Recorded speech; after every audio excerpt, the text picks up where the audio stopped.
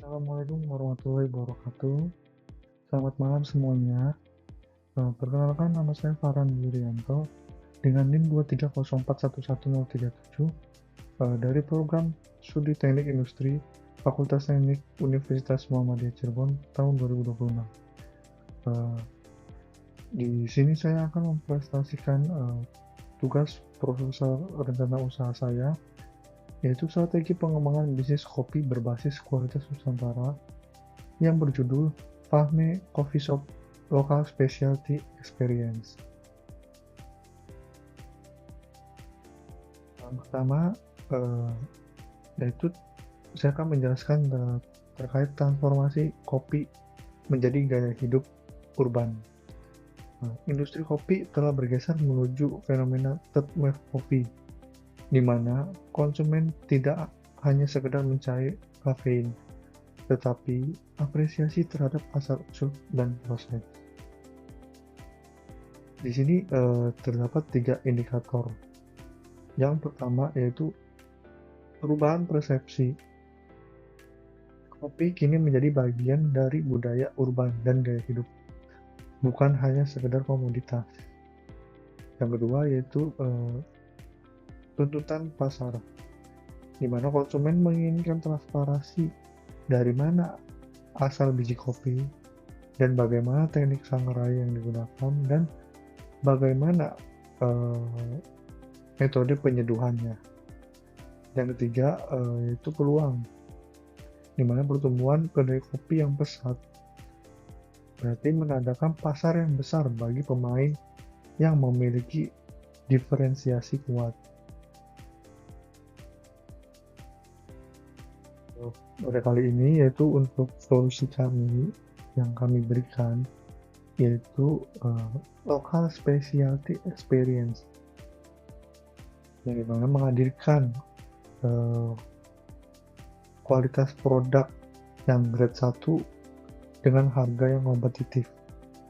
Yang dimana di sini kami mempunyai misi yang yaitu mendekatkan kopi kualitas grade 1 kepada masyarakat luas dengan harga yang masih masuk akal.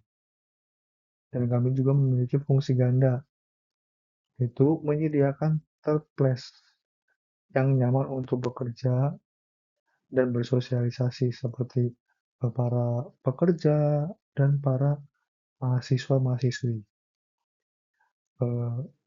Dan juga kami memiliki impact sosial yang dimana mendukung kesejahteraan petani kopi dalam negeri dengan penggunaan biji kopi lokal secara eksklusif. Di sini juga kami memberikan menu untuk berbagai selera. Ya, yang kami berikan menu-menunya itu yang pertama itu ada espresso base, Montserrat Daily Driver yang menggunakan house blend khusus dengan menu cafe latte, cappuccino, dan americano. Yang kedua itu ada manual brew, Montserrat The Specialist untuk yang menggunakan metode 360 Aeropress dan dengan biji single origin Nusantara seperti Gayo, Toraja, dan Kintamani. Yang dimana di sini lebih menonjolkan karakter asli dari biji kopi. Yang ketiga yaitu ada signature drink, Montserrat Creative and Non-Coffee, yaitu untuk variasi rasa yang unik dengan menu seperti salted, caramel latte, dan artisan tea. Di sini juga kami memiliki target pasar yang kami berikan, yaitu untuk Gen Z dan milenial. Positioning the finest local coffee spot. Di sini juga kami memberikan terdapat 3, yaitu yang pertama ada psikografis, yang menghargai kualitas rasa, estetika visual, dan aktif di berbagai platform media sosial. Dan juga yang kedua yaitu demografis, di mana rentan usia dari 18 sampai 40 tahun yang mencakup mahasiswa, pekerja, dan wirausahawan. Yaitu yang ketiga eh, letak geografis, yang dimana memiliki radius 3 sampai kilometer, yang dimana kami targetkan coffee shop kita ini memiliki letak yang dekat dengan perkantoran dan kampus-kampus. Selain memiliki target, kita pun membuat atau kita membuat peta potensi dan tantangan bisnis yang menggunakan analisis SWOT. Eh, yang pertama, eh, perihal kekuatan atau strength. Terdapat biji kopi segar kualitas tinggi, dan yang kedua ada lokasi strategis, dan yang ketiga yaitu desain interior yang kita buat eh, dengan desain yang kekinian, dengan target pasar kita yang tadi Gen Z dan milenial yang rentan usianya 8 sampai 40 tahun, eh, yang dimana digunakan untuk para mahasiswa dan para pekerja. Yang kedua yaitu kelemahan atau weakness, yaitu terdapat eh, yaitu di mana brand kami yaitu masih brand baru yang belum dikenal luas seperti brand-brand yang sudah ada. Dan yang kedua yaitu ketergantungan pasokan musiman. Yang ketiga yaitu kapasitas tempat duduk terbatas. Yang dimana coffee shop yang kami buat itu eh, berskala eh, menengah dan tidak luas dan tidak besar. Jadi dimana tempat duduk yang kami sediakan itu tidak banyak. Yang ketiga yaitu ada eh, peluang atau opportunity, di mana yang pertama sekarang yang sedang tren yaitu WFA atau Work from Anywhere, di mana eh, dari peluang WFA ini eh, coffee shop kita ini sangat mendukung dengan adanya WFA yang bisa dilaksanakan di coffee shop kami. Yang kedua yaitu eh, peningkatan konsumsi kopi nasional. Yang ketiga yaitu kolaborasi komunitas. Dan terakhir yaitu ancaman atau threat, yaitu kompetisi ketat dengan konsep yang serupa. Eh, yang kita eh, semua tahu di mana eh, konsep-konsep coffee shop yang ada saat ini nih, hampir semua rata-rata memiliki kemiripan, di mana eh, dari konsep yang serupa ini jadi ancaman juga terhadap coffee shop yang kita miliki. Dan yang kedua yaitu fluktuasi dari harga bahan baku.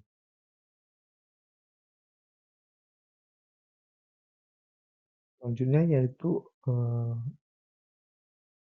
strategi penetrasi pasar atau marketing mix, yang mana eh, di sini ada eh, empat, yaitu ada produk, price, place, and promotion. Pada produk itu yang pertama konsistensi rasa, yang kedua latte art yang menarik, dan yang ketiga yaitu kemasan yang ramah lingkungan atau eco-friendly.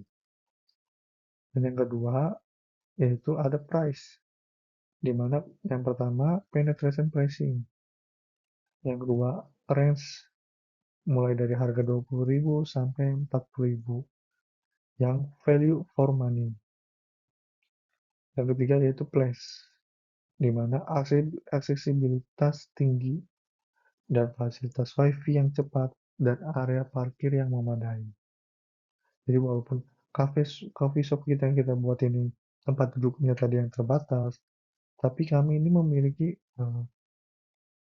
area parkir yang memadai, yang sehingga membuat nyaman konsumen kita untuk uh, memakaikan kendaraan yang kita punya. Yang selanjutnya yaitu promotion. Uh, pada di digital itu kita mempromosikan di sosial media seperti Instagram dan TikTok. Dan juga kami membuat dan juga kami membuat eh, promo pada grand opening dan ada diskon hariannya.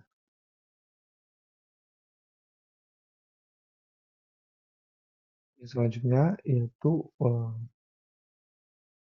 standar operasional dan kontrol kualitas. Yang pertama yaitu ada pada bagian praproduksi, di mana sourcing biji specialty lokal dan daily in espresso setiap pagi. Di mana pada proses produksi ini eh, kita memilih terlebih dahulu biji-biji lokal yang spesial, dan juga kita melakukan daily dial in espresso terlebih dahulu untuk setiap paginya.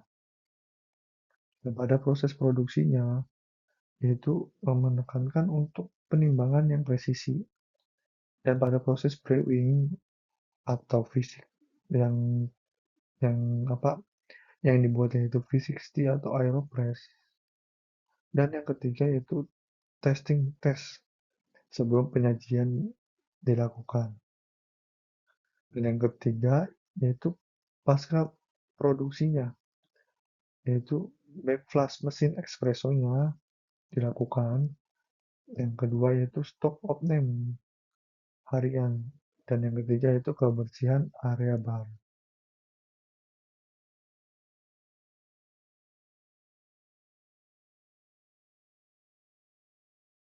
Selanjutnya yaitu terkait estetika dan keberlanjutan, atau yang kita sebut packaging.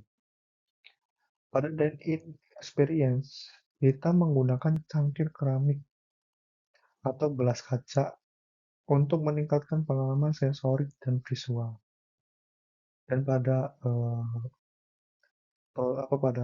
take away-nya kita menggunakan itu eco conscious, yaitu seperti paper cup desain logo minimalis dan gelas plastik biodegradable. Dan kita juga menggunakannya sedotannya itu kertas, jadi no plastik, yang udah pasti eco friendly. Nah, untuk estimasi biaya investasi awal pada hal ini yang saya bikin, itu total kebutuhan modal sebesar 87 juta, di mana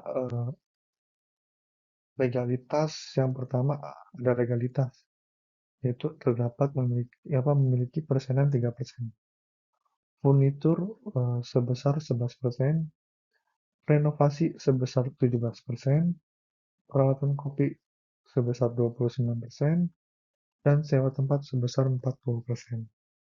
Di mana untuk sewa tempat yaitu untuk jangka 1 tahun eh, di harga 35 juta, dan peralatan kopi seperti mesin, grinder, itu di harga 25 juta.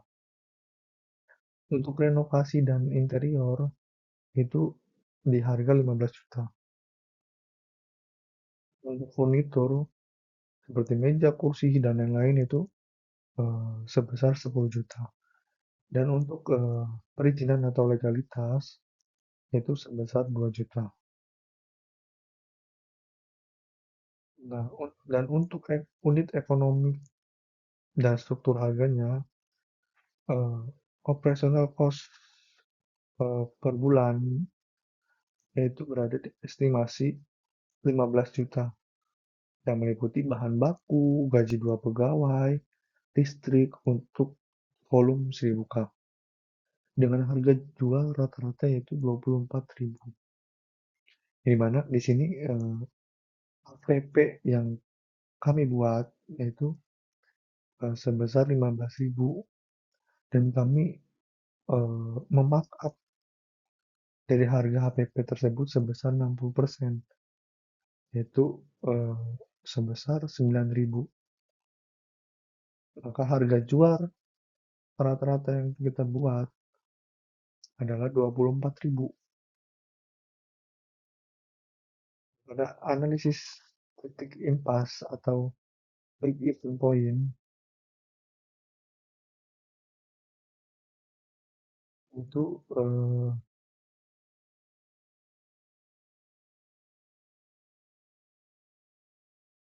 ini digunakan untuk mengetahui jumlah minimum penjualan agar usaha tidak mengalami kerugian.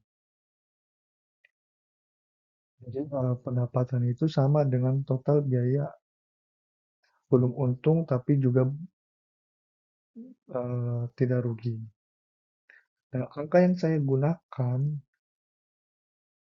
berasal dari perhitungan harga jual dan biaya per cup. Pertama, HPP per cup dihitung dari total biaya variabel, yaitu 15 juta, dibagi target 1000 cup, sehingga HPP yang dihasilkan tadi yang sudah saya jelaskan, yaitu sebesar 15.000 cup. Lalu saya tetapkan markup 60%, yaitu sebesar 9.000. Sehingga harga jual rata yaitu 24.000 per cup yang tadi sudah saya jelaskan sebelumnya.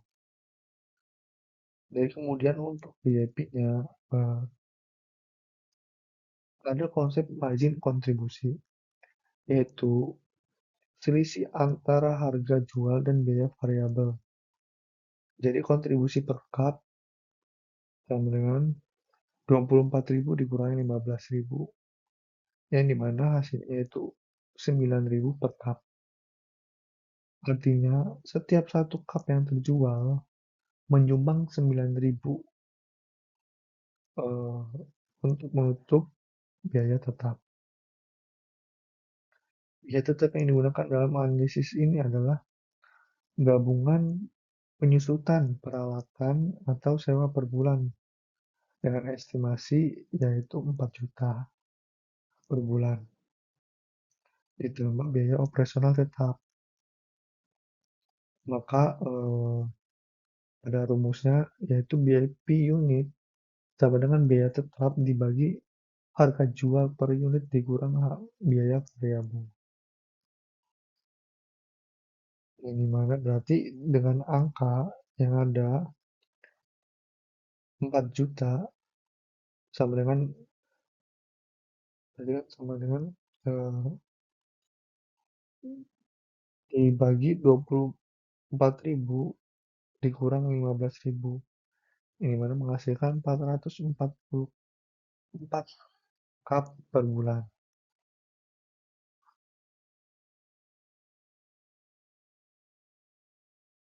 Dan kalau kita ubah ke dalam rupiah JP-nya yaitu dari 444 cup per bulan yaitu menghasilkan rupiah yaitu 10.656.000 per bulan.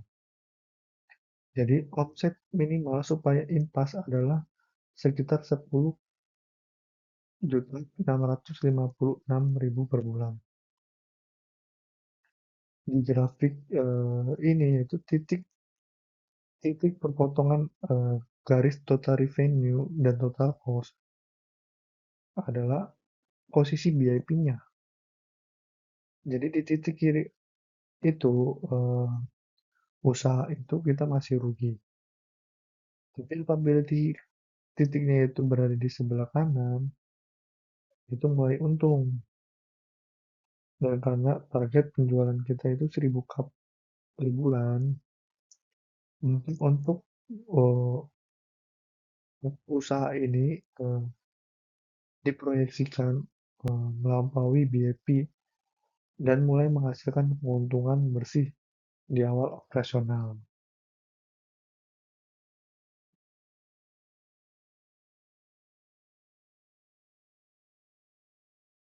Baik dari penjelasan presentasi yang tadi telah saya berikan, eh, eh, ada kesimpulannya yang akan saya berikan terhadap presentasi yang tadi sudah saya berikan.